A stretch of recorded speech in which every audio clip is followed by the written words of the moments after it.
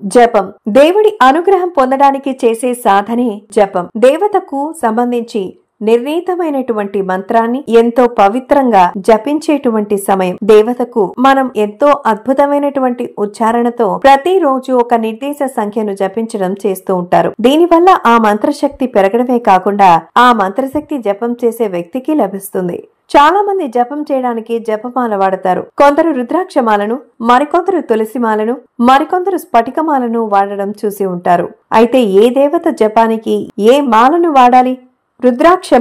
రుద్రాక్షమాల శివుని జపం చేయడానికి వాడతారు. రుద్రాక్షమాలతో చేసే జపంలో ఓం నమః శివాయ అనే మంత్రం లేదా మృత్యుంజయ మంత్రం జపిస్తారు. ఈ మంత్రాల్ని రుద్రాక్ష సహాయంతో జపించడం వల్ల మంత్రశక్తి పెరగడం, రుద్రాక్షమాల శక్తి పెరగడం జరుగుతాయి. అంతేకాదు రుద్రాక్షమాలతో జపం చేయడం వల్ల మనశ్శాంతి, ఏకాగ్రత కూడా పెరుగుతుంది. ఇది ప్రతికూల శక్తిని తొలగిస్తుంది, మానసిక స్థిరత్వాన్ని అందిస్తుంది.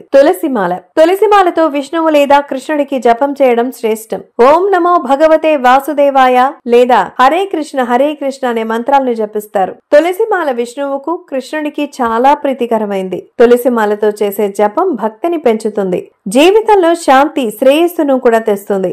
చందనమాల గురించి చాలా మందికి తెలియదు, కానీ ఈ మాల విష్ణువు, కృష్ణుడు, లక్ష్మీదేవి కూడా చాలా ప్రీతికరమైనది. విష్ణువు, లక్ష్మీదేవి మంత్రాలను పఠించడానికి గంధపు జపమాల చాలా మంచిదని చెప్తారు. ఈ మాల జపం చేస్తే మానసికంగా ఆహ్లాదాన్ని ఇస్తుంది, మానసిక ఆరోగ్యం కుదుటపడుతుంది, సంపద, శ్రేయస్సు పెరుగుతాయి.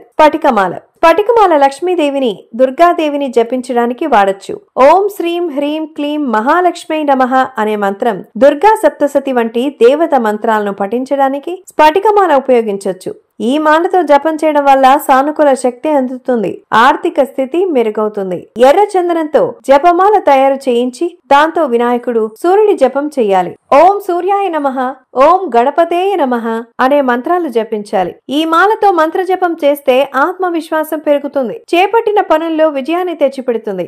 నవగ్రహాల శాంతి కోసం నవరత్నమాల ఉపయోగించాలట. ఇందులో ఉండే ప్రతి రత్నం ఆయా గ్రహ శక్తిని సమతుల్యం చేస్తుందంటారు. నవరత్నమాల ఉపయోగించి నవగ్రహ జపం చేస్తే జాతకంలో ఉండే దోషాలను తొలగిస్తుంది, గ్రహాలను అనుకూలిస్తాయి. తామర పువ్వు విత్తనాలతో మాల తయారు చేస్తారు. ఈ మాలతో తయారు చేయడం వల్ల లక్ష్మీదేవి జపం చేస్తుంది. లక్ష్మీదేవికి జపం అంటే సంపద, శ్రేయస్సు చేకూరుతాయని అంటారు. జీవితంలో, ఇంట్లో ఆర్థిక సమస్యలు తొలగుతాయి.